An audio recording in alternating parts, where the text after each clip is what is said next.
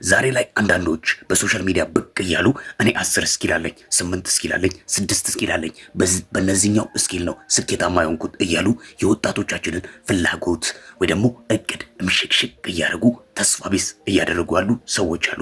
እውነትን ነው ብለህ አንተ እነሱን እያዳመጥክ ተስፋ ትቁረጥ። እነሱ እውነቱን ነው ብለህ ጎበዝ የሆኑት በአንድ ነገር ወይ ደግሞ እነሱ ጎበዝ የሆኑት በአንድ ነገር ወይ ደግሞ በሁለት ነገር ብቻ ሊሆን ይችላል። በሁሉም ጎበዝ ሊሆኑ አይችሉም። አማካይ ሊሆኑ ይችላሉ። ግን አንተ እንደነሱ በሁሉም ነገር ጎበዝ ሆናለሁ እነሱ እንዳሉት ጎበዝ ሆናለሁ ብለህ ብትፍጨረጨር እውነትን ነው ብለህ ስኬታማ አትሆንም። ስለዚህ አንድ ነገር ላይ ፎከስ አድርግ።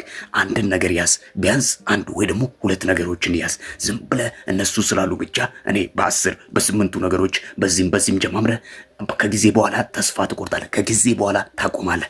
ስለዚህ አንድ ሰው በአንድ ነገር ወይ ደግሞ በሁለት ነገር ብቻ ነው ጎበዝ መሆን የምንችለው። በአንድ ጊዜ ሁሉም ነገሮች በአንድ ጊዜ ጎበዝ መሆን አትችልም። ስለዚህ አንድ ምረጥ፣ እዛ ላይ ፎከስ አድርግ። ይመች።